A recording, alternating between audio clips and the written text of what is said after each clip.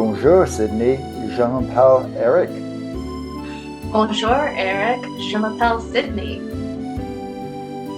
And this is Hallmark Mysteries. And more. Okay, Sydney, everyone is probably wondering what the heck is going on right now because something is a little bit different than our normal podcast. Yes, I am taking us on a French journey in honor of my upcoming honeymoon, and Eric has gladly agreed. I know, gladly, yes. Yes. Agreed. Okay, Mais good. oui. He's great. Yes, sir. He's agreed to come with me on this journey, and we are going to take a little diversion from our Hallmark mysteries for some Hallmark Paris-themed movies. And also, we're going to do a little bit of a travel-themed Q&A because, as we know, travel season is coming up, and I have been watching like countless YouTube videos on like how to pack and like how to sleep on an airplane and like how to just be an efficient traveler. And so I am wanting to know some of these answers from Eric. So Très bien. Good. So today I am going to be sipping on some Gerard Bertrand Côte de Roses. It's a rosé from the Languedoc region, and it's a Grenache Syrah Cinsault. I don't know, but I've been drinking this probably 10 years now, and it's really great. So you started in middle school? Yeah, well, like when I was 23. But yeah, this bottle, for those who see the YouTube, this bottle is great because it's all glass and it has a rose design on the bottom. So when you're done, I've been doing this. The yard isn't covered with them, but I will like turn it upside down and stick it in the yard because it makes like a really cool yard ornament, like with the glass. And then this glass stopper, I just use in other bottles because it's like really easy to switch onto another bottle. Wait a minute. So you have like 150 upside down glass bottles buried in your backyard? Yeah, basically, glass rose bottles. Yeah. Well, I guess someone who's like gonna sneak into like burglar your house will like have a sudden surprise when all of a sudden they're like in glass shards, in the backyard. Yeah. They're trying to sneak in, so it's part of defense too. I like it. It's Yeah, like the Maginot Line for you. Hopefully better than the Maginot Line was for the French against the Nazis, but still, it's a line of defense for you. I like where you're thinking. I'm both drinking the fruits of my native motherland while also protecting my yard. And I don't know if you noticed, I have a Eiffel Tower wine glass that I thought was appropriate for today. Very good. Okay. And I think you are going to tell us about a much more interesting wine. Well, so this is called, and this card, I should probably do it. It's La Tonnelle, which means the arbor. What it is the reason why I like it is it's a French wine that isn't a budget breaker because you can get very expensive very quickly when you go to your cabs for French ones. So this one's $20-25, somewhere in that range, but it's fantastic and it's got a pretty complex flavor. So it's just delicious. And unlike you, because you have some sort of self-control, I am not going to be drinking mine because I would not stop drinking mine and I would polish off the bottle during this podcast, of which I would not finish the podcast. So I am just going to talk about this fantastic wine. What would you drink with this? Or what? I'm sorry. What would you eat? You just drink that. What would you eat with this wine? Is this a wine that you would have like some certain meal with, or? I'm not that well, I guess since I have a limited diet, I don't eat red meat, I don't eat shellfish, So I would say I would have fish or chicken with it because that's all I eat. But then again, I could have Okay. pizza with it. You could have pasta. It's a pretty like I say, it's not a light wine, so it is, it's a little bit heavier but It's like, I would say it's more of like a dinner wine. And that's partly okay. why, like I say, I'm not busting into it right now in the middle of the afternoon because, like I say, it would definitely make me sleepy. I'm not. Okay. Now, maybe when I was younger, I could have been better, but yeah, now after 2 glasses of this, I would be ready for bed. Okay. Well, in lieu of this lovely wine, or French themed wines that we are having, what is something else that our listeners can have? So while we are talking wine, we always do make our signature cocktail. And because we do have to stay a little bit in our mystery lane, we have the French Spy. And the French Spy is made with, of course, Grey Goose vodka. So you take an ounce of Grey Goose, an ounce of Chambord, which is a raspberry liqueur, and raspberry is a very French fruit. So fantastic. You mix those together in the shaker. Then you put in 1 ounce of, by the way, Chambord, 2 ounces of pineapple juice. Shake it, and you want to shake this one. I always say shake it a lot, but this one you really want to shake because shake until your arms are basically ready to fall off. Because what you want to get is a big frothy head on this as you pour it out. So then you pour it in a martini glass real slowly so that foam sort of stays on the top. And then just take your time, pour it in there. And at the end, you let the foam settle on top.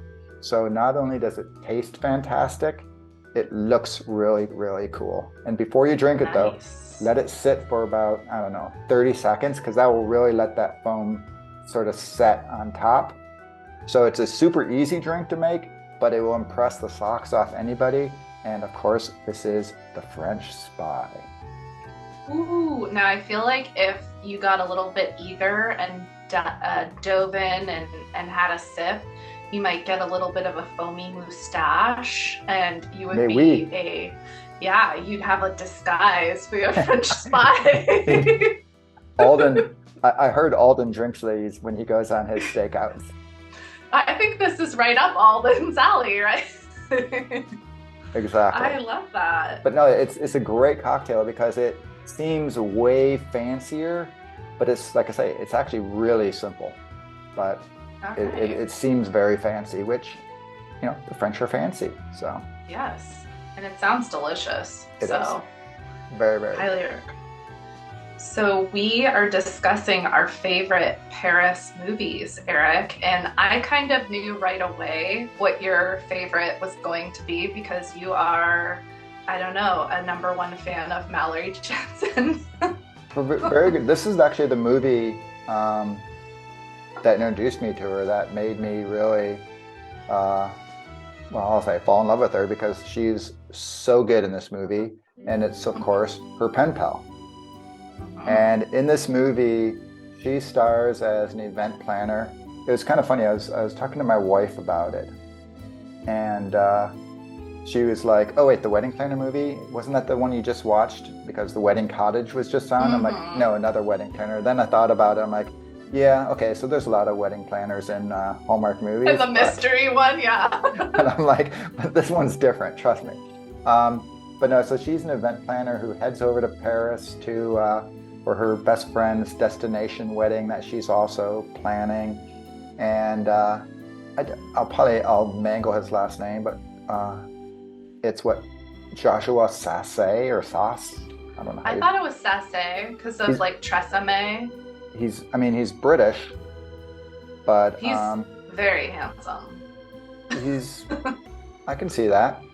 But she heads over there, and of course she had broken up with her boyfriend a few months before, and he's coming over as the best man, and she's the best woman, or I guess maid of honor.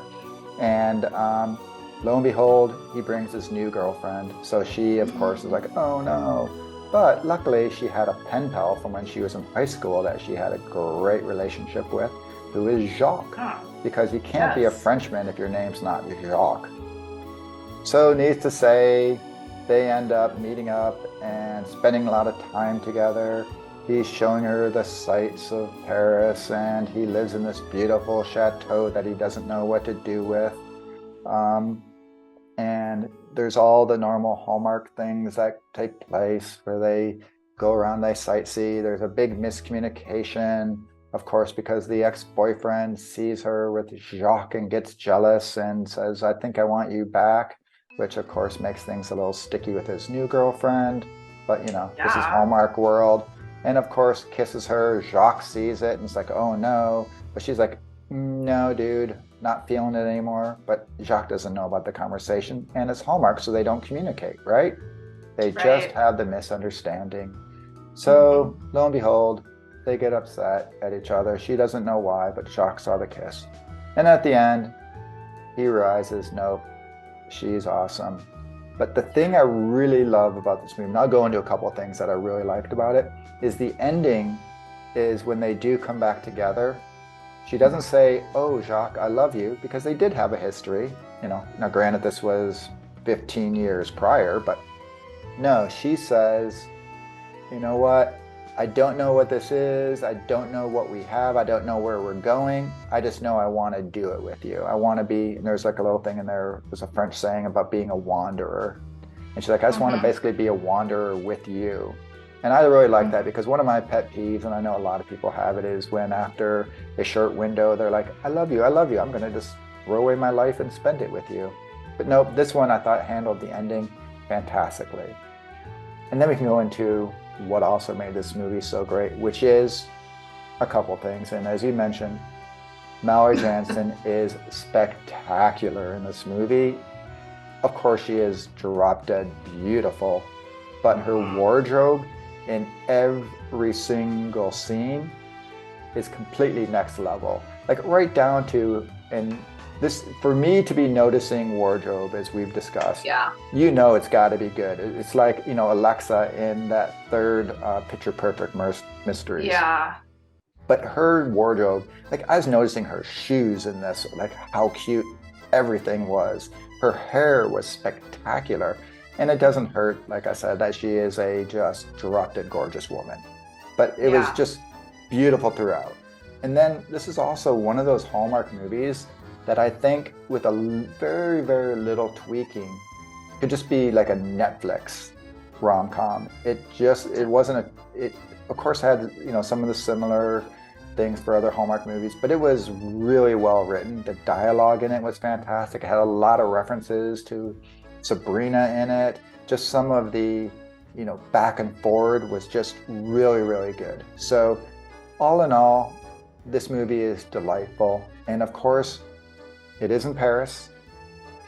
Though they do go to, I think, Bulgaria, or they go to another country over there for some of the shooting. But for the most part, It is Paris. So you do get to see some of the sights, which is, as we know, Paris is just a gorgeous city, one of the most beautiful cities, on the planet. So like I said, this movie, fantastic. If you haven't seen it, it's on Hallmark now. You gotta see it. So good. So good. And I'm going to do one little quick reference too. There's another movie that is Lovelocks with what's his Jerry O'Connell. Jerry I think, O'Connell. Right? Yeah. And Rebecca Romaine. O'Connell. That one is also pretty cute. It's definitely old. I think it's 2009 or something like that. 2012. It's early.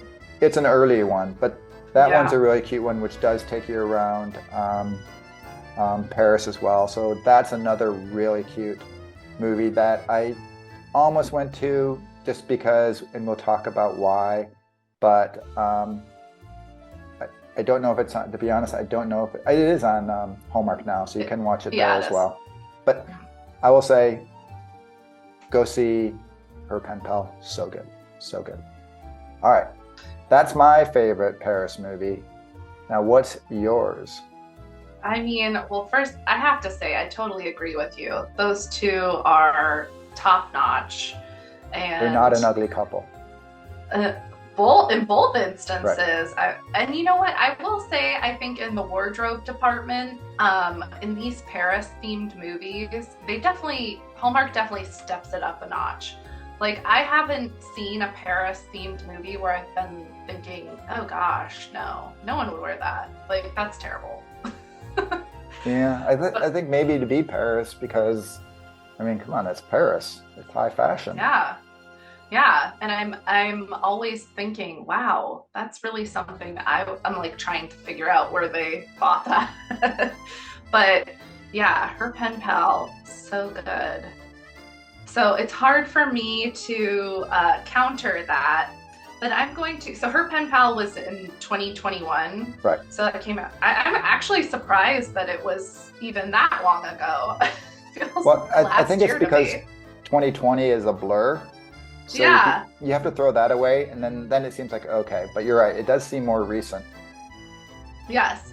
So I'm gonna bring it back a few years to 2019, and it was hard for me to choose between this movie and I really liked the most recent Love You Area Paris Proposal. I just thought Alexa looked so stunning. But I am going to delve into Paris Wine and Romance. So, It's a very cute yes, movie. I'm not arguing with you. it's so cute. So I'll read the synopsis. Isabella is the ambitious new owner of her family's Oregon winery, which lots of cool wineries in Oregon. I forget what that area is. It's like the Willamette Valley Yeah. or something like. Okay, Yep, well met. very cool. So their dream is becoming like a world-renowned winery, so they take a step forward when they enter a prestigious wine competition in Paris. And upon arrival, Isabella meets her biggest competitor. Oh my God, Jacques. Exactly. But you're just now realizing? Yes. Oh my God. He's from one of the world's foremost winemaking families. Impressed by Isabella and her expertise in wine, a budding romance develops between them. However, as the results of the wine competition are announced, Isabella believes Jacques badmouthed her wine. Uh-oh. Sacre bleu! Hurt, she returns home. When Jacques discovers what upset her, he seeks to win her back, even if it means leaving behind his beloved winery. So, this movie stars, I could say Jean Lilly as Lilly. Isabella. Yes, Jean Lilly as Isabella, and Dan Jeannotte as Jacques. And Dan, we saw this past Christmas in The Royal Nanny. Yep. He was just as handsome as he was in 2019. Wait, we saw him more recently. Oh my God, where did we see him? What, the sweetest chocolate? The chocolate. Oh my God, The how could I Valentine's have Day forgotten movie. that? Okay, we saw him a lot more recently. Yeah. Yes. Oh my God, Oh that my movie was gosh. so good too. It was so good. I But was just we are having a little mystery. bit of a. We are a mystery, so it's understandable why you think The Royal Nanny, which he was really great in that Thank one you. too. Thank you. Forgive me that faux pas there. That's So, so actually, it turns out Jen Lilly was pregnant when she filmed this movie, and so this is another one of those things where they kind of covered it up in the wardrobe, Wait, and they you know- covered wait, it up wait, wait. masterfully. What movie is the female lead not pregnant? It seems. It seems like every movie we've been talking about lately that the Mystery 101, I half know. of them. Jeez. I know, More power to Alexa, Hallmark. chill. Yeah, But they're really working around it. Especially, she's tasting wine. No, she's not, obviously, but yeah, she. I I had don't no know, idea. but they did such a good job. All her clothes were beautiful. I especially loved, she wears kind of this gold dress towards the end, and the way it's cut on her shoulders is just beautiful. It's like they tried to make all of this area really beautiful, so you're not really, and it's kind of umpire waist fitting stuff, so you're not really seeing what's down below, but it's beautiful. You couldn't have been too far along though, because like I didn't really just watch it yesterday or whatever, Yeah. but I did see it probably within the last month. It was on Hallmark and I watched it. Yeah. And they definitely didn't like do just,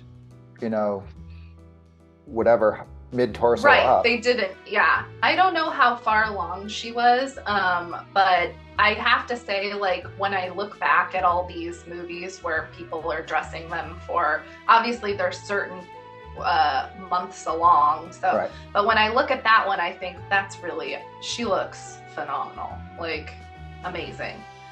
And I think Jen plays like the coquettish, like, the flirty but like Right. shy kind of person really well, and that really kind of drew me into this movie. Of course, they have the stupid falling out where she thinks he's bad-mouthed her wine and she's You know what wrong. though? I actually think the one in there was plausible because of how Yeah. it did come out. So it was plausible, and yeah, I'll give that one a pass. I'll give it actually a pass myself. I'll give it a pass, but I always think, gosh, just communicate, people. Right. And of course, we can't think about that. But yes, so I really just liked how like Dean and Jen kind of formed a relationship throughout the movie. I like wine. I like hearing about it. I like all the French scenery. I felt like they did a good job capturing that. I don't know if they filmed I'm sure they filmed part of it in Canada or back, but they did have some really good set shots that I enjoyed. And I also really enjoyed the girl that plays kind of like her French friend in it. I feel like that I think her name was like Roxanne. It might have been her real name in real life, but she really kind of lent to the whole thing. She was like a little bit of the, French instigator in some instances. Like, you should go for it, She was given that French mystique. So what's funny is I remembered way back when I first saw the movie, and then when I saw it again later on, when I was actually probably more paying attention to Hallmark, that's when I'm like, wait a minute, he's not French. And so the first time I watched it, I was thoroughly thought he was French. So he did a fantastic job. I'll bet he's French Canadian. Yeah. So, because he has a French last name. Still, what was the lighthouse from movie from last year? Mariah's. Mariah's Lighthouse, where she was French Canadian, and she got bashed for having it. I thought she was fine by me. I thought so too. I'm not a very big accent person, I'll admit, though. So yeah, but I think so. I think Rochelle Lefevre did a good job with that. I forgot about that performance, but yes, very nice. But I agree with you. I think this was a super cute. I think this was definitely a very Hallmark movie. Yes. But a very cute Hallmark movie. And my opinion on Jen Lilly is she can be good and she can be bad. And this was definitely the one where, like you were saying, they set her up just to be really cute and fun in it. So I liked the movie. Right. When you say that, it makes, like, when I was saying the whole coquettish thing, it's like sometimes like that comes off as just being a little bit like naive and like dumb in certain situations. Like she jumps to conclusions, but like in a dumb way. But like in this instance, it played to her, character, and I thought it worked. Yeah. And the thing I liked about it, I thought they did a really good job they were obviously both very into wine, and I thought they just built a interesting romance with that commonality where they, Mhm. they talked about it, and he definitely seemed genuinely interested in helping her Yeah. along. So I found it an interesting, like I say, an interesting, fun movie. Yeah. This one is not on a Hallmark now, so I would recommend if you see it on your DVR, or you see it on TV, just give it a record if you can't watch it. But yeah, they should definitely bring it to Hallmark now. It was definitely like within the last 2 weeks that it was on Hallmark.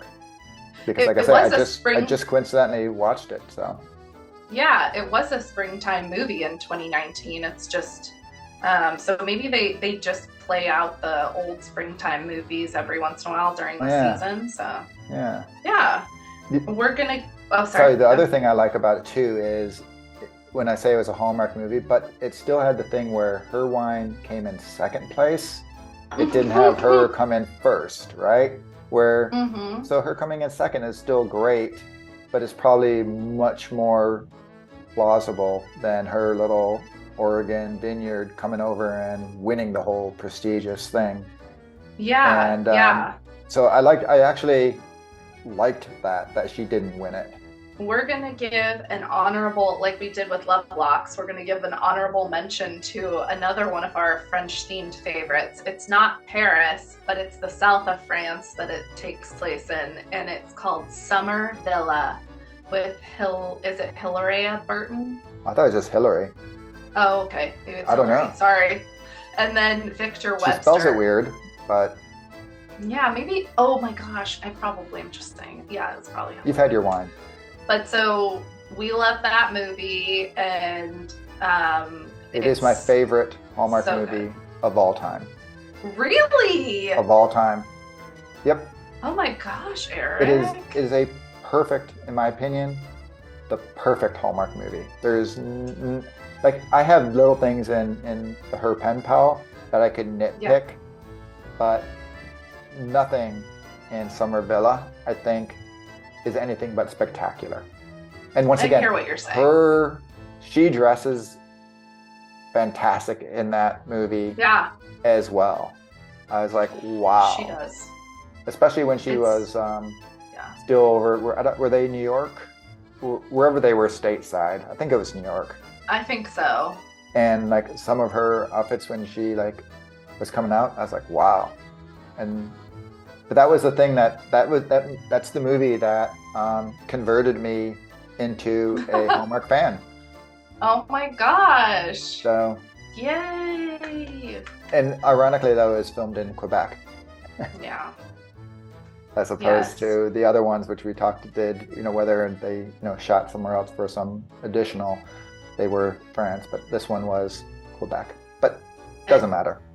And ladies, it is worth it just for the pool scene with Victor Webster. I will tell you that. That's one of the I do not Hallmark deny it myself. highlights. It's like, look, in his trunks were not too long, they weren't too short, they were perfect.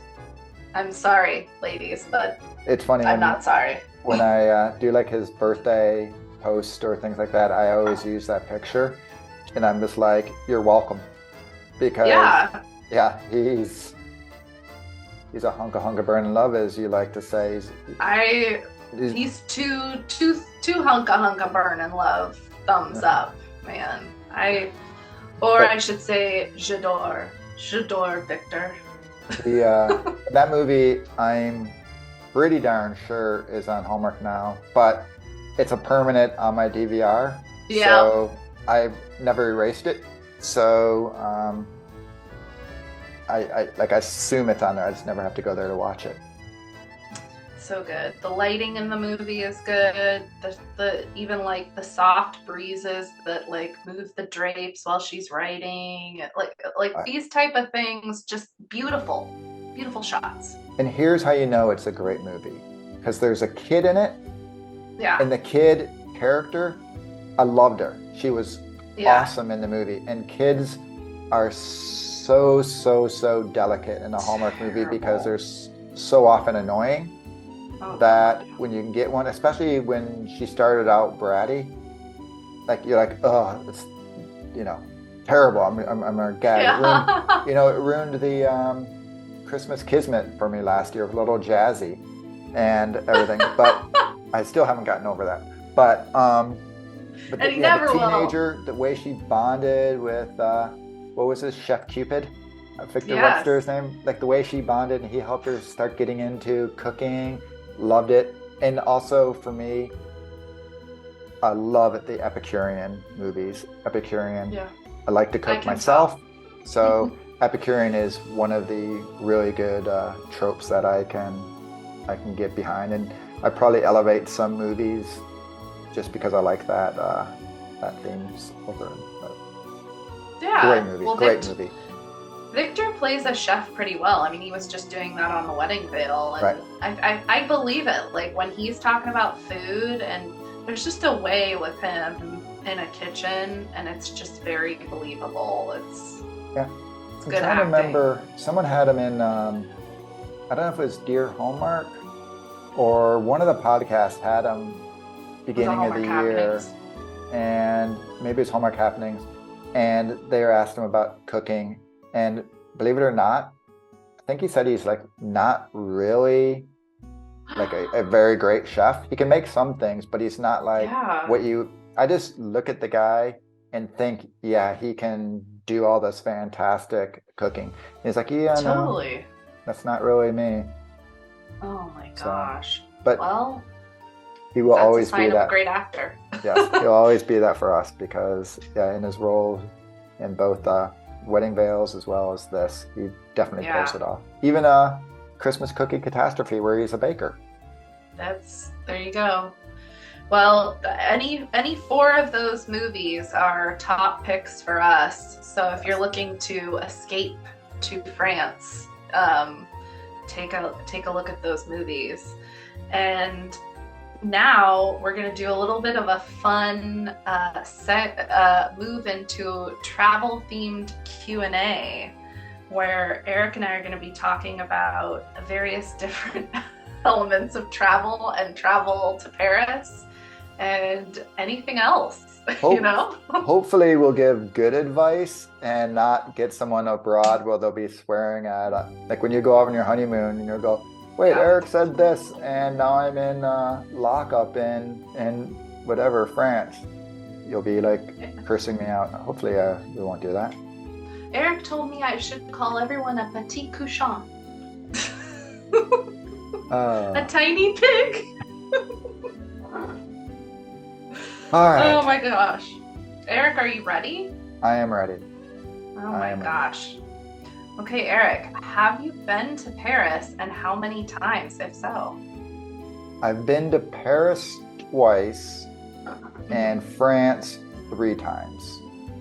So I went once when I was a little kid. I Oh, was cool. probably 8 or 9 years old. So I'll Hmm. be honest, I remember like we did a whole Europe trip with the family, and I just remember one thing in all the various cities. The Hmm. thing I remember about France, and it's quite memorable, as a little kid, my middle brother, who we had a typical, I was the youngest, he was the middle. So Hmm. the relationship consisted of him basically abusing me for my entire life and me always being the little favorite of the parents, getting him in trouble. There you But go. we're in France and I locked him out in the balcony, and my middle brother decided he was going to get back in by punching the sliding glass door, of which he broke it and completely like cut his arm up everywhere where we had to get, the medics, whatever, the people come up, and he ended up being the rest of our trip uh, in this like sling because he had completely just cut his whole arm to smithereens because I would locked him on the balcony and was teasing him from the inside of the balcony. oh no. Yeah, Sacre that's bleu. and then my next trip was a little bit better. That was a few years ago where we went for my father-in-law's 80th birthday, and so it was a big Mm. family thing. We did a river cruise, which I highly recommend river cruises. They are so fantastic because you get to see a whole bunch of countries and like basically your hotel moves with you, so you don't have to worry about packing and unpacking or, driving around. Great. But This is a great time. This is a great time for us to say Viking. We're available for sponsorships. Thank you. Well, I did Avalon actually. Oh, Sorry, Avalon. Viking. Whatever. Yeah, Avalon, we're available too.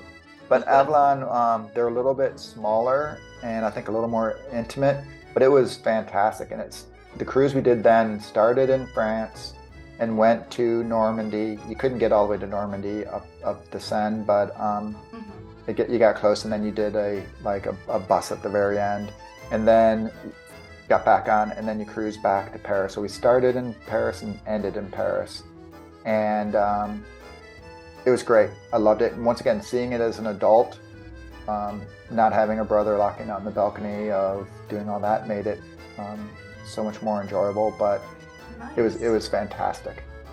And then my last trip was another river cruise, which we did last year, but it was from Amsterdam down to Basel, Switzerland, and you sort of scooped through France a little bit as you made your way down that way. And once again, very, very different part. I'll say, even though it was not the south of France, but I'll say that was my summer villa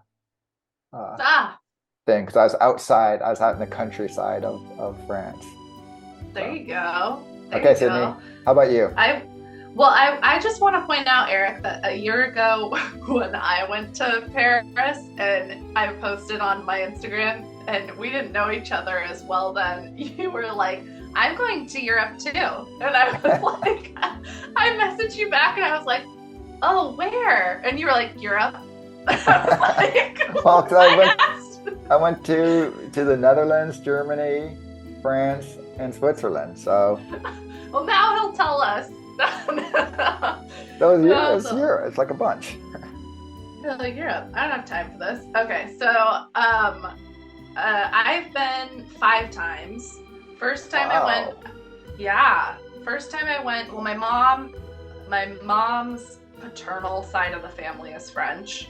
Her last name is Desnoyers, which means of the walnuts, if you are curious in that. But so first time I was 16. If I got A's in my freshman and sophomore French class, my mom said she'd take me in the summer. That's some good motivation. It was. And you know what? I went and we did like a 2-week tour on the bus of Paris. There were no such thing as like international cell phones. Like I brought a disposable camera.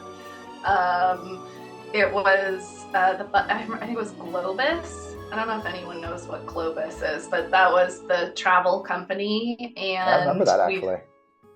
We would stop in these like random, well, I mean, they weren't random. They were like Rouen and Avignon and like, so we did like the whole country. And then we started in Paris and we ended in Paris. And I was just like, wow, this is amazing. You know, I also want to say it was at the same time that Tom Cruise was jumping on sofas and like professing his love to Katie Holmes, and they were in Paris at the same time, and he had just proposed to her. So my mom and I would sit in our hotel every night and we'd joke that we were on the Tom and Katie tour. So you're looking for him? We couldn't find him, you know. You'd think he'd stand out jumping on stuff, but he didn't. And then I went again when I was 21, and we did 2 weeks. We did a week in Paris and we did a week in the south of France. So I got to experience that summer villa weather.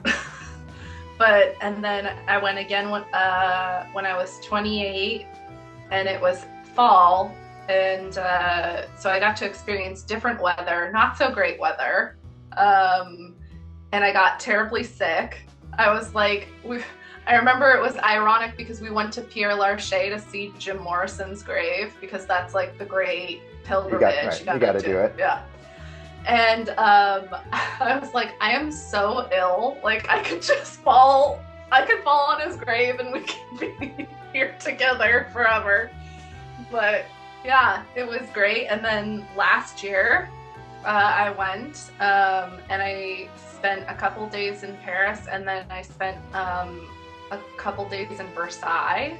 And they opened, for anyone interested, they opened a hotel on the premises of Versailles. And When did they do that? yeah, I think they did it like 2 years ago Okay. because it was open last year, and I think it was open the year before. And you can stay there, and I tell you, this hotel is crazy. So it was part of Versailles. Well, if it's part And of Versailles, then yeah, it's crazy because that place yeah, is slightly opulent. it is very opulent. It's like insane. And Yes. so in the morning, so with the hotel, in the morning and in the evening, you get private access to different tours. So you go Ooh. into Versailles when nobody else is in Versailles. And you go into, like, you get a picture in the Hall of Mirrors when no one else is in the Hall of Mirrors. Okay. So when I did Versailles, there was Mhm. probably no less than 70,000 people. And like you could not Yeah. move.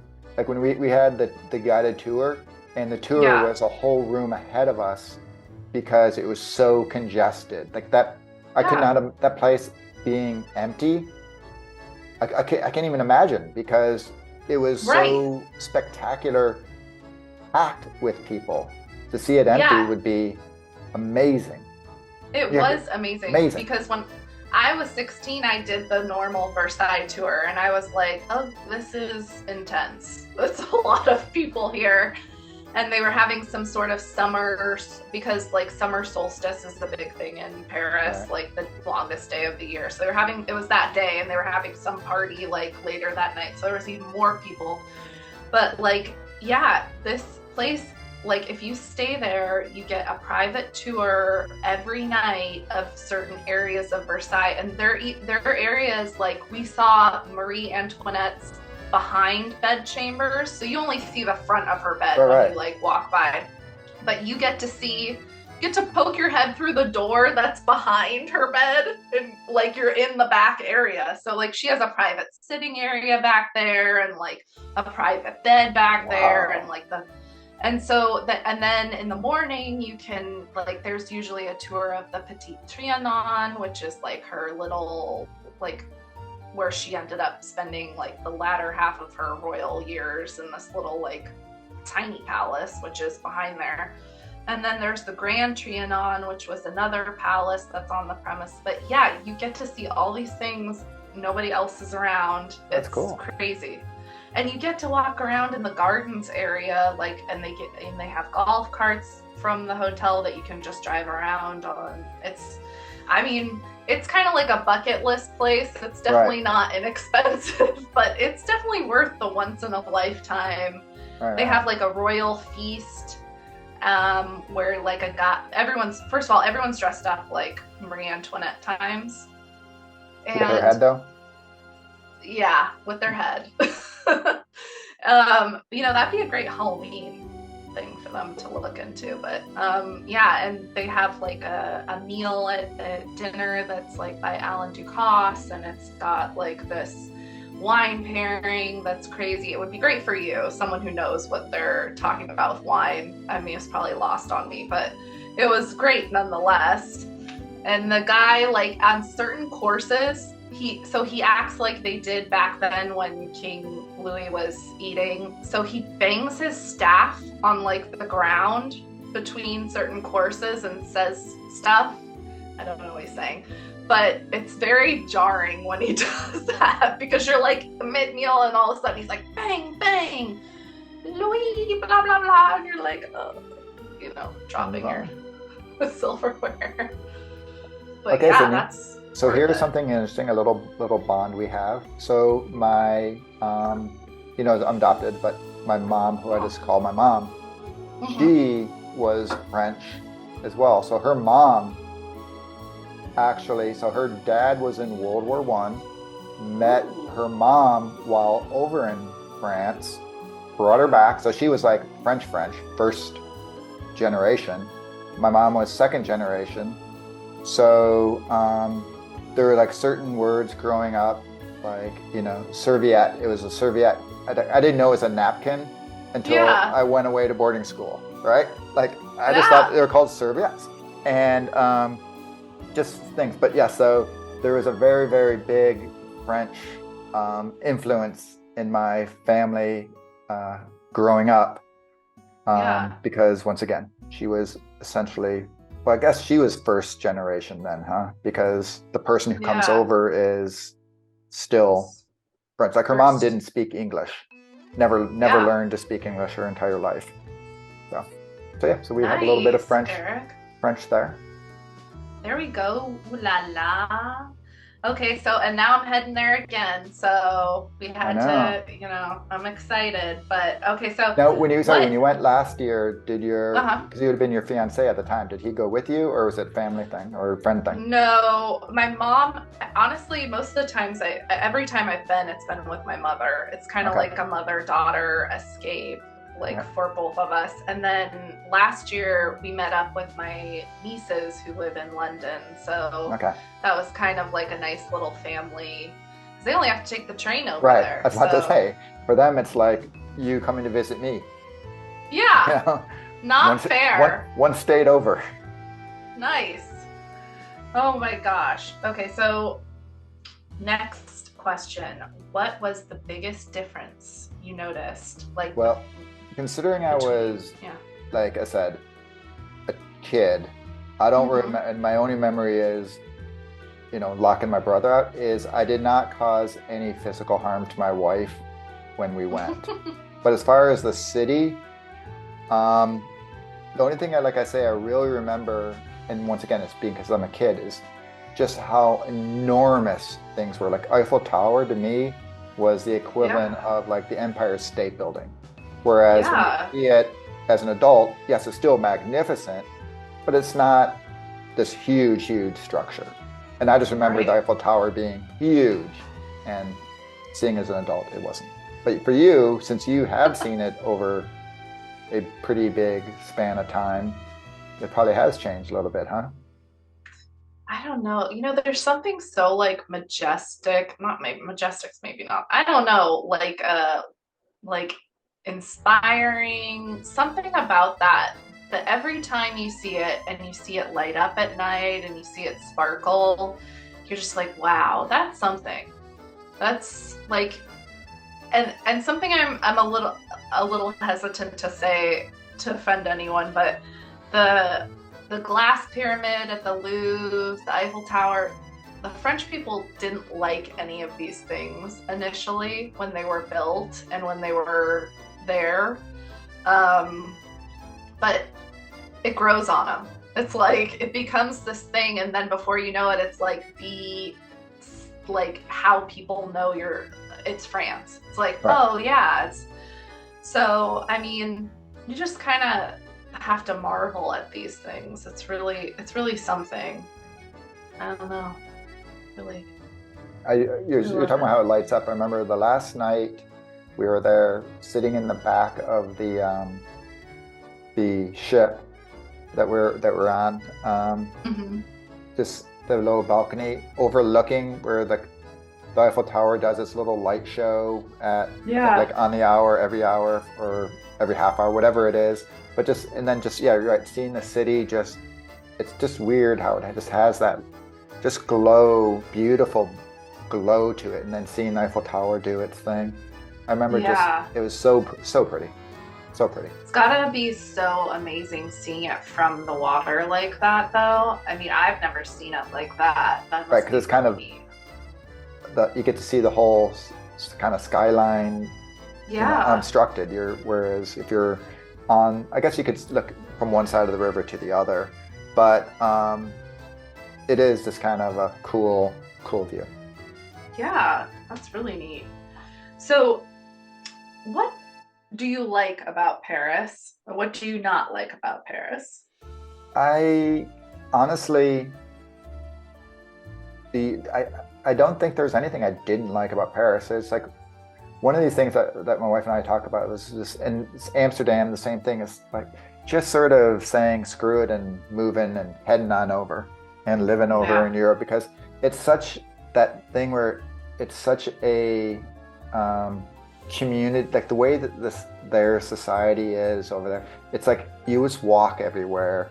People just talk Yeah. to each other. Um, it's just a very different feel to it, and it's got that big urban thing. And like even in New York, if you like, I guess would be the main city that you could compare it to because that's one where people do walk around or just do, the public transportation Mhm. mostly. It still is seems like it has much more of a haste to it, whereas if you sort of just saunter. And then the thing I really liked is just looking around, and the architecture is just everything is gorgeous. But it's so funny because we both live out west, and Yeah. things are essentially all new, right? Yeah. Yeah. Whereas even if you get down to the East Coast, you get stuff back in the 1700s, which is, hey, that's really cool. But then you Yeah. head over there and you got things that are like the 600s and Yeah. it's really cool in the city there, how things that are really old are built into something really new. But the other thing I liked, and once again, our tourists, so we're at a different pace, but you hear about a lot, is just how you could just in the middle of the day, you know what, we're gonna go have some wine, sit at a Yes. cafe, and just sit. And they have like all the cafes sort of just face out front and have the seats that just look Yeah. out into the street, and you sort of just sit next to each other and just talk and watch the city go by. I love Yeah. that. And the last thing I'll say that's interesting is like Paris has, in France, whatever, just this reputation of, oh, people in Paris, Parisians are just, rude, they're mean. Yeah. I did not run across a single rude person at Hmm. all, whether it be, granted, obviously you go to some of the places that are more touristy and they depended on you, but even when we were, sort of getting a little more off the beaten path, or when you're lost, asking for directions, Yeah. everybody was perfectly pleasant. And Yeah. I just didn't like. I remember talking about like, when are we going to run into these rude Parisians? The one thing I will say though is they don't have the same um, value to their Hmm. cars because like so in the morning I'd wake up and I'd go run. Which, by the way, going to a run and running around the Eiffel Tower at the crack of Yes. dawn when nobody is there, magical, magical. But just running around, like every car there that we in the city, the bumpers on both sides are just bashed to hell because the Hmm. way you just bump into things, like when you're parking, it's like bam, bam, ba bam, bam, bam until Yeah. you get into your space, and they're all small for the most part. Like you'll see every now and then you'll see a SUV, but certainly not like out here where everything is an SUV. It's like everyone has a Right. little, Mini Coopers and little Fiat. tiny BMWs that you don't see over Yeah. here, and they just don't like they're just all dented and have like Yeah. things. So I found that one of the weird things that was a little bit different over there. Yeah. Yeah. So what You about know you? what you were saying about they kind of have like this way about them where it's a big city but they're much more relaxed. There's a saying they have for it in France. I don't remember what it is. I know what it is in Italian because they have the same in Italian. It's called, I think it's dolce far niente, which is like the sweetness of nothing. So it's like you just like doing nothing, you're just having a moment to just enjoy life. And I think that is like a really nice message that we just don't have here. um, but like I can remember one time when I first was there at 16, we were staying in the Montmartre area, which is, kind of like Moulin Rouge and like Right. artist area. And we went to a cafe, and my mom was like, "You should try the escargot," which I always try everything, because I Right. figure I'll give it a go. But I looked over, and there was a lady, and she was very elegant looking, and she had gray hair, and she was probably in like her 60s or something. and she had three guys in their 20s around her. She had like a little dog. She looked like she was wearing a Chanel suit. I don't know. I was 16, and I'm used to like, I live in Southern California, so the women were looking like Playboy bunnies out here, and what that look is. And I'm looking at her, and she's so elegant, and like all these young guys are into her. And that was like the weirdest thing for me to see. And I said to my mom, like, oh my God, how did she get all these like good looking young guys? And why are they like just hanging around? And my mom was like, they like age here. They value a woman aging here. I'm like, that's pretty nice. You know I what? would enjoy that. You just reminded me of something. You know, where you're talking about that area with all the artists. I just remembered when we were there, we had one of those little street artists, do a charcoal of me that hung in my parents' house forever. And I have it somewhere in my house. I don't have it hung up here, but it's like stored away in one of the closets here, a charcoal of me from there. I don't remember sitting for it or anything. I just remember the picture being hung in our house. You should get another one next time you're there, and you And can like hang them both. You're like, yeah, that's so young and old. I'm sure they do like a really beautiful job. I've always wanted to. I think I'm gonna try and do that this time because I feel like those are really neat looking. And I mean, obviously the food is so good there. What is like your favorite thing that you've had there? Okay, so I have to tell my story about that. So before we went, I'm not very good at language. I took, when I was in high school, I took 4 years of Latin. In college, I took another 2 years. So theoretically, I should be very good at Latin, and I'm not. But before we went, my wife and I started doing the audio. We did Rosetta Stone and then Pilsner or Pinsler or something like that to learn French. And so I'd be driving to work, listening to it and going through it, and I would get so like you're supposed to repeat it, and I would be so bad at it, and I'd like have to rewind and do it again. Like I would get so many times I'd actually miss my exit on the freeway because I'm so like mad that I just can't get this French, and I'm going week after week after week trying to get it, and my wife just flew through it, and she was doing like fantastic. So I'd be like talking to her, and she was like, we started at the same time, and she was like chapters ahead of me, and she just totally got it. So, but I was determined. And so we get over to France, and I'm like, I'm going to be using my French. And we go out the first night to this big restaurant, and I was so disappointed because they said, would you like a English menu or a French menu? And I'm like, French, of course. Because I'm kind of like you. When I like to just, even though, like I say, I don't eat red meat or shellfish, when I'm like doing something as the experience, I'll do it. Like when I went to Argentina, Argentina is known for their beef. I ate a steak down there, which I hadn't had a steak in like 25 years. And just because I have to eat an Argentinian steak, but regardless. Mm-hmm. So I'm there, I'm like, of course I want the French, menu. And so I get it, and I'm going through, and I'm like, okay, I'm going to have the duck. And so I go, and of course everyone's ordering in English, and I get there and I order my duck in French. And my meal shows up, and guess what? It was a steak. Did you order le canard? I don't know what the hell I did, but I did not do it correctly. Either that or I didn't read correctly or whatever I did. I ended up with a steak there. So yes, that's my other steak I had. And then the rest of the, it was probably the best steak you ever had. Go around. The thing I found like crazy in there was how many pizza places are in Paris. Like, obviously you think pizza in Italy, but there's a ton of pizza in Paris. And so we did go, like our last lunch we had before we set off, because we got there a couple of days before the cruise, we could just hang out in Paris.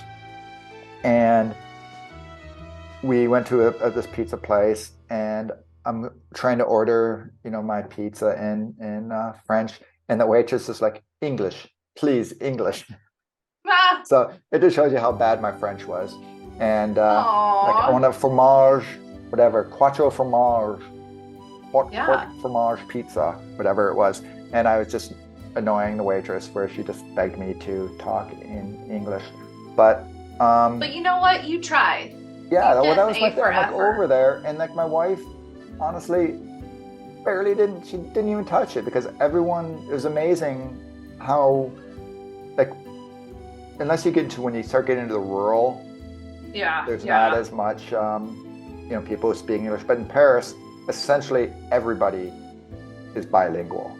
yeah. And, Yeah. Or you'll or, find that like your French is terrible and their English is like better than they think. So you try to say something and then they're like, "Oh, I could probably help her but out." I do think like other than that waitress, I do think for the most part they appreciated that I at least was Yes. making the effort. So even when Yeah. it did switch to English, I think they were appreciative. Like, and no, granted, I could be in total delusion mode, but I kind of felt that. But No, no, I think you're right. Yeah. but I think the food, just in general, the other thing about it is there's just not like, Olive Garden or Chili's, or like everything where we went to were just actual little restaurants that you can tell are being made with, farm to table type thing there. So, Yeah. like you said, even though, it was steak, in which I did swap with somebody, and I don't, to be honest, I don't remember what I swapped with like one of the people at our thing who are like, oh, I'll take that. And I ended up getting like a chicken or something. But I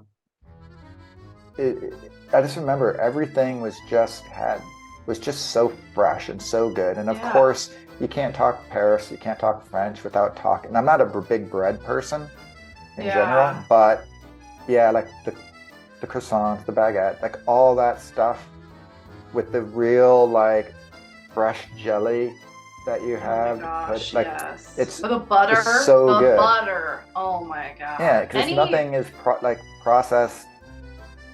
Like everything we were getting was just seemed to be like very Yeah, fresh there. So yeah, that's mostly what I remember. I don't remember much specific. I just remember just a totality of everything being like just so fresh and good. yeah. When I first went, and like we were in Paris, and my mom used the Frommer's guide. That's the Right. like thing everyone used to use before, like it was like Google it, or Yelp it. But so there was this little tiny creperie, and it was like owned by Oh, this crepes. old French lady. Yes. So we go to her place. It was in this really old building. I don't even remember in what arrondissement or anything, but it was, and I hope she's still alive, but she was very old. And that was a long time ago. And she made us I think I had like a mushroom and something crepe, and it was delicious. Like the bechamel, all that stuff is so good. And then I had a dessert crepe, which is Nutella was not stateside yet. It was very much just a European thing. Yeah. And I had like the Nutella with strawberries and all that. And I finished, and she came back, and I said, "Can I have another?" basically. And she was like, "You want another?" And I was like, "Yes." And she was like, "What?" Okay. And she went back in the kitchen and she made another, but I'm sure she was like, "That's how we know she's American." She Right. was eating like she ate American two portions. desserts. Oh my gosh. But you know what? I was like working out all the time then, so I'm gonna say that. And you know what? You have to walk everywhere. You make Right. quite an appetite when you're there. But my God, everything there is so good. It was like the cheese, the butter, the berries, the asparagus is crazy huge there. Have you ever seen that? It's like 3 times the size of our asparagus. Oh yeah, yeah. I'm like, what the heck is They got a lot of the white asparagus over there too. Yes, yeah. It was so good. But I will say, Eric, I am in love with the fashion and the skincare of France because they I have, did you not go to notice the pharmacy, you didn't notice. You're pulling my leg now. that. I noticed the skincare. Well, the fashion. Oh I yeah, said fashion fashion. and Yeah, skincare. yeah, yeah. The fashion, like everybody is dressed up, and Yes. They don't believe in athleisure. But the skincare is so good. Next time you go, you should definitely, they have a huge men's section. And it's just in the pharmacy. And it's really nice stuff and it's really inexpensive. You'll find it like they have some of the French skincare at like Walgreens or right. something like that. But it's not the same price point. No. So I go and I stock up on all my French skincare and like mustard. That's me. My suitcase is mustard and skincare. Works. Oh my gosh. Is there like I mean, we love the Eiffel Tower, but is there like a piece of architecture that in general there, aside from the Eiffel Tower, that you're just in love with?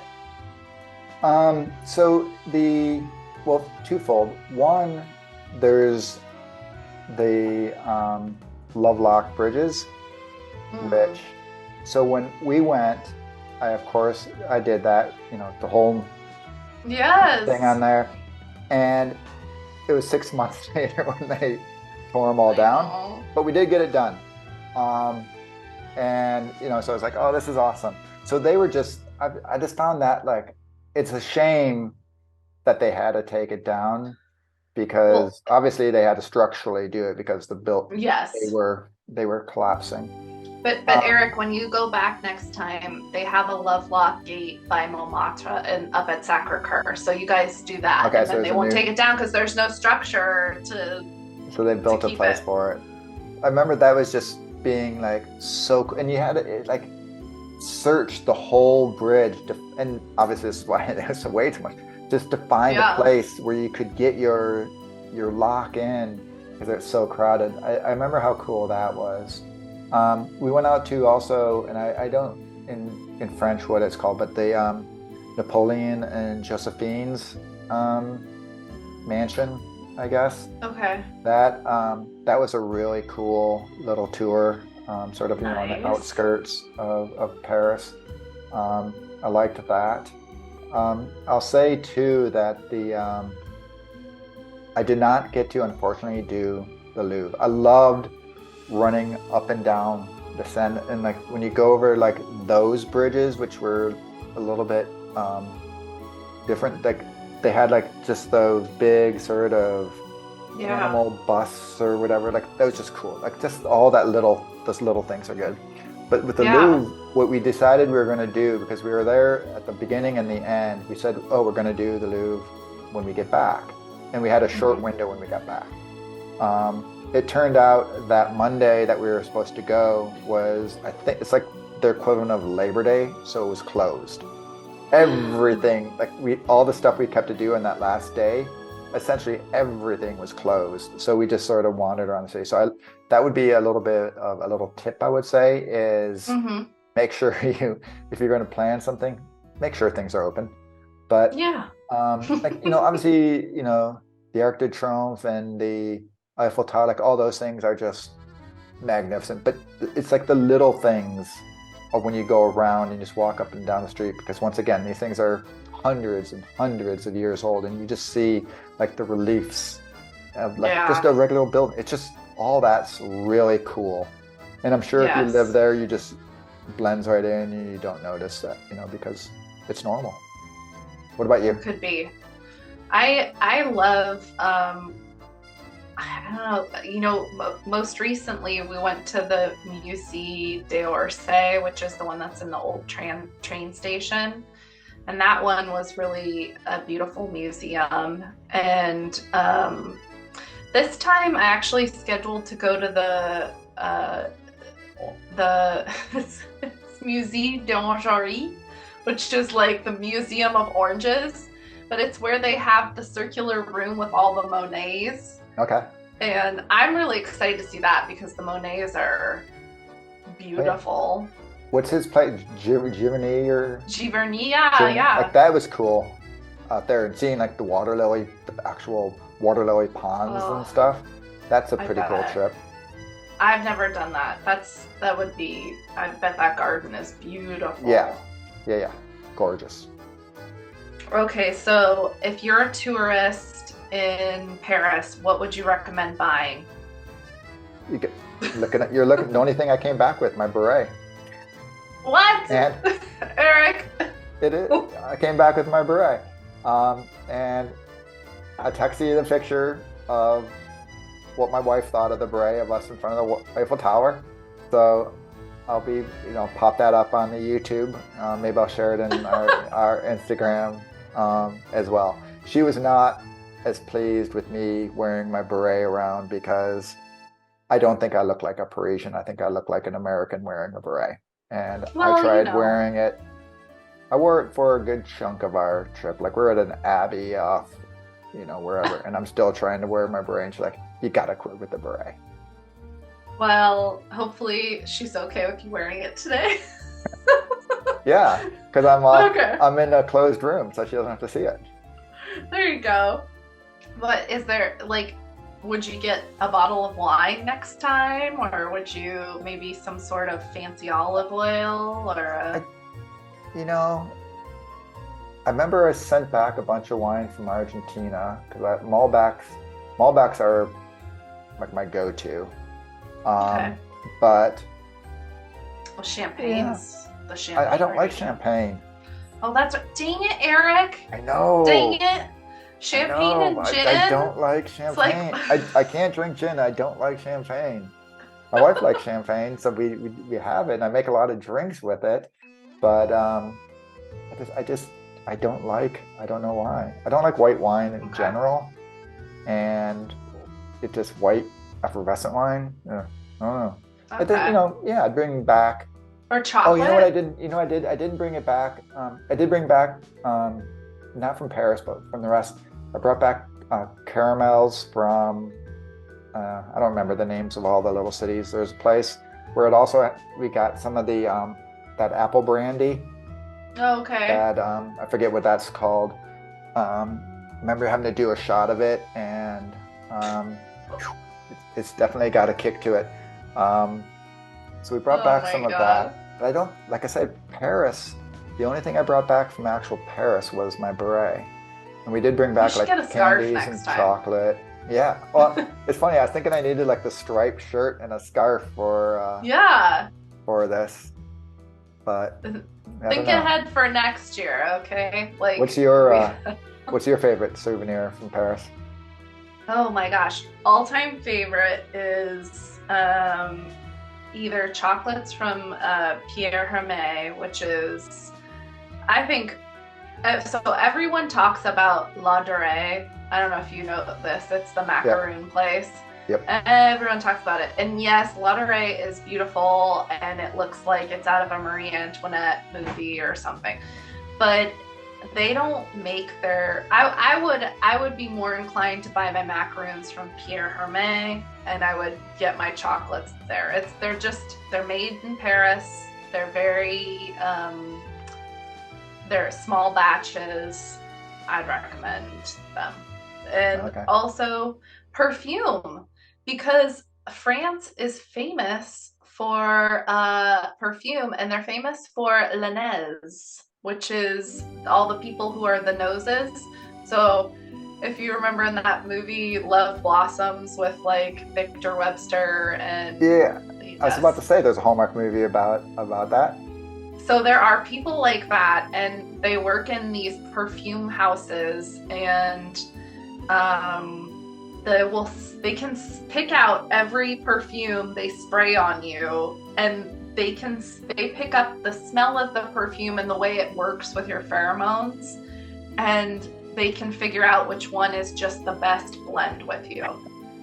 It's crazy. Uh, They have and such sensitive noses. my scent would be Dove Powder Fresh There you deodorant. go.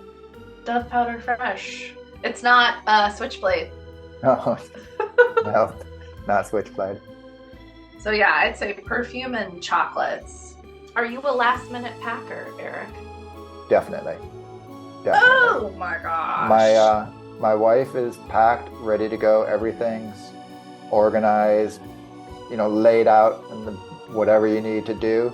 And I'm where I open the suitcase and I just start tossing like, okay, socks, like one pair, two, like 1 day, 2 day, 3 day, 4 day, 5 day, like just tossing those in there and just counting off whatever is like on top of, t-shirts. Okay, I need like 4 t-shirts. Just, but yeah, I'm usually packing. So if we say we're taking off in the morning, we have a 9 o'clock flight. I'll pack at 6 in the morning right before we head to the airport. No, oh my God. I would have so much anxiety. And I will admit, I may have gotten to destinations and been like last time we went to Florida to visit her family, and I get there and realized I packed no shorts. Oh, and so I had to run out and buy shorts. You just wanted to shop. So, yeah, so it may not be the best technique. It's probably not the one I would advise, but it is the one I live by. I am the opposite. So I plan everything out. I've got a packing list. I'm like, I've got an itinerary. I'm doing everything like months ahead of time, but I'm still freaking out the night before. I'm like, did I remember this? Yep, I live with it, so I can relate. All right, well, we hope everyone we didn't bore you. We know we didn't talk about mysteries. We talked about a couple Hallmark movies, and we talked a lot about our little travel. Thought maybe some people have said they like when they hear some of the stories, get to know us a little bit better. So we thought this was a fun way to do it. Hopefully you guys, everyone enjoyed it. As usual, we would always like if you would give us a review on your platform where you listen to the podcast or YouTube. Give us thumbs up over there. And once again, visit our website, which is Hallmark Mysteries and More. We have more and more content coming out daily. So that's a good stop now. Yes, and follow us over at Hallmark Mysteries and More on Instagram for more sleuther content. And Eric, speaking of Paris, I think we have something coming after this episode that's also got Paris involved. We do. So this is going to have to end up being a bonus episode because we have Paris Jefferson, the star of The Jane Mysteries, coming out this Friday, who is going to be, we're going to be talking to her and finding out all about what it's like for someone who's new to Hallmark and new to mysteries with a new mystery. So it should be fun and interesting. I am interested to hear about this new mystery. I don't know how much info she'll give us, but I hope she'll give us some. Maybe she doesn't know any better and she'll give us some really good behind the scenes info. Yeah. Yeah. You know what I never ask and I want to know? What's craft services like? JC is the one to ask about that because I know she takes advantage of the craft services. Oh man, okay. Well then maybe I'll hold on to that one. So we have to talk to her again before the next Curious Caterer comes out. Yeah. It was so fun. Definitely. So, okay. Well, bonjour. Oh no. Au revoir. Au revoir. Yeah. Au revoir. Oh, well, merci beaucoup, Eric, for taking this Parisian travel journey with me, and à bientôt. By the way, just based on that, by my messing up saying goodbye is how you can understand how I ended up with a steak instead of duck, because yes, but okay. Au revoir, Sydney. Au revoir.